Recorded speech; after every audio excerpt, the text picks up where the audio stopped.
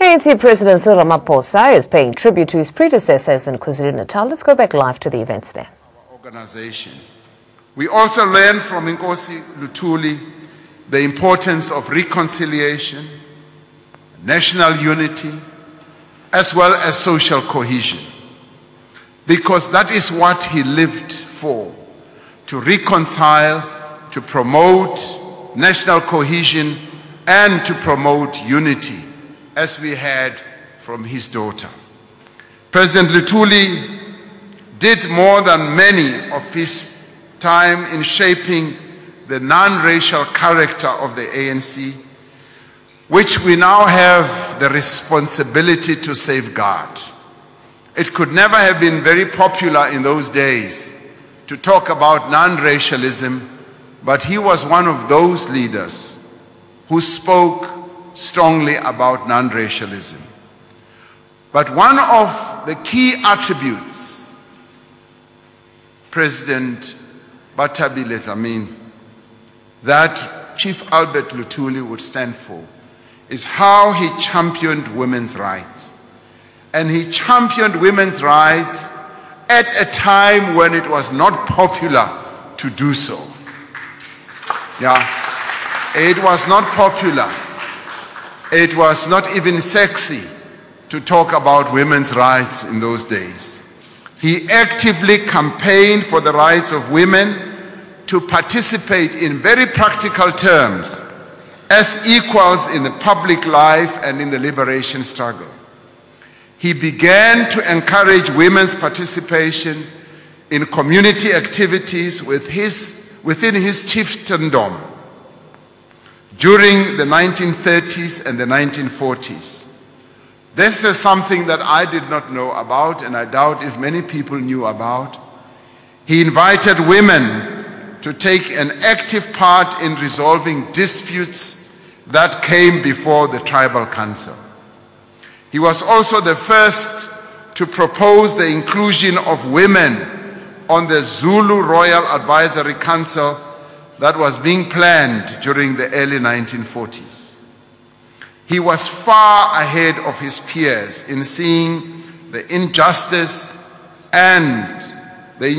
of patriarchal relations. And I think in the end, President O.R. Tambo then led the charge after President Luthuli was no more, because it was President O.R. Tambo who really put the issue of women on the radar of the African National Congress. It was President O.R. Tambo who advocated the rights of women in the ANC, the rights of women in society broadly, and that is one thing that we can applaud President O.R. Tambo for, that he championed those rights. And we can say today with the women in the African National Congress, their position, the role they play, can be attributed to the role, the leadership that was shown by Chief Albert Luthuli and President O.R. Tambo. And we say thank you to those two leaders for having done so. And comrades, we draw inspiration from Chief Albert Luthuli's visionary leadership and determination to ensure that women are represented throughout our movement in the way that they are. And in celebrating the legacy of Nkosi Albert Luthuli, let us also learn from his example of self-reliance and hard work.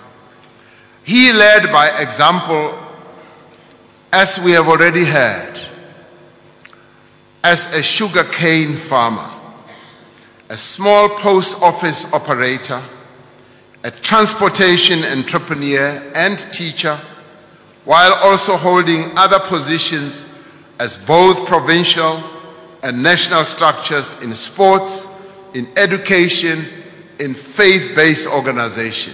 So he was a multi-dimensional person. Ngapha wayephethe zomnotho, ngapha wayephethe ezamasonto, eyinkosi. He was involved in sports, he was involved in politics. He was a multi-rounded leader of our people. And I'm yet to meet such a well-rounded leader, namhlanje, within the ranks of our movement. He was a great leader par excellence, and we can learn from the leadership that he showed and exercised. Our people should learn from him to do everything possible to play a significant role in creating a better life for our people. Because he was involved with small sugarcane farmers. And today we have heard Uguti, the efforts that he sought to put in place were thwarted, were frustrated by the then apartheid government. And as we face the challenge of poverty, inequality, and unemployment, we must forge ahead with the whole project of radical socio-economic transformation without an apology, without even giving an excuse to anyone, because this project originates, it started way back, and President Albert Luthuli was at the apex of leading this process in a very practical way. So if Kuluma about people who have been leading the radical socio-economic transformation process, we only need to look back into history and we will find the key advocates of this policy. So we are not mad, we are not crazy. Asihlanyi when we talk about radical socio-economic transformation. For those who think we are, asihlanyi. Now we have to fulfill Chief Albert Luthuli's dream and quest, that the contribution of the black majority to the South African economy is recognized. He spoke in very practical terms about this concept of radical socio-economic transformation. When he gave his acceptance speech after being awarded the Nobel Prize, he said, "It is claimed that white men built everything that is worthwhile in the country. Its cities, its industries, its mines, its agriculture,